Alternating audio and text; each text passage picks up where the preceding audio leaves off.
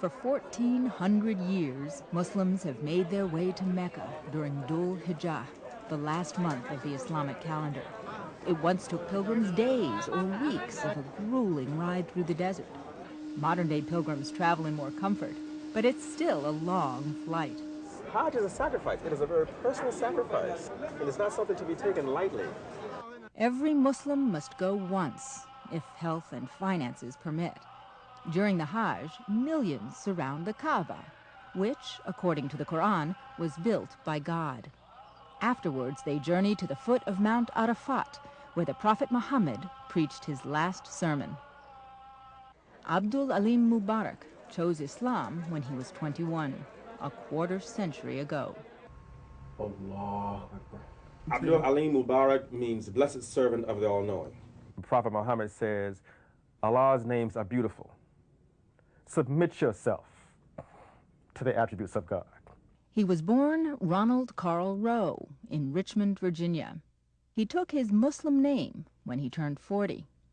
His conversion to Islam came amid the political and social upheaval of the 60s civil rights movement and Malcolm X's pilgrimage to Mecca.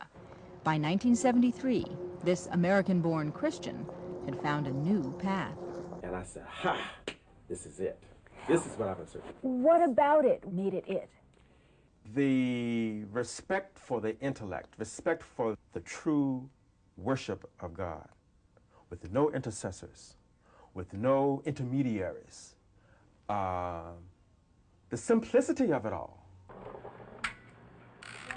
Oh, that sounds promising. Yes?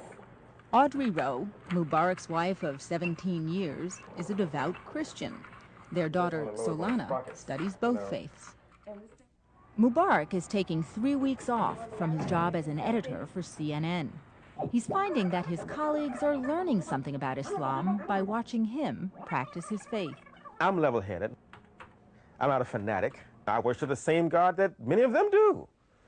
Mubarak is fervent in his commitment. Still, it is hard to leave family behind. When you love someone, you want to see them fulfill their dreams. And it's about him and his dreams. It's also about commitment, our mutual commitment to God. I have to admit, anytime there's uncertainty, there's a little bit of uneasiness. So I'm not sure how he's going to be different when he comes back. I just suspect that he will be different. You come to your spiritual origins. You return to your human origins. Hajj brings us back to that reality. Last year, nearly 4,000 U.S. citizens made Hajj. Over the next 2 weeks, an even greater number of Americans will be in Mecca with 2 million fellow Muslims. I'm Anisa Mehdi in New York.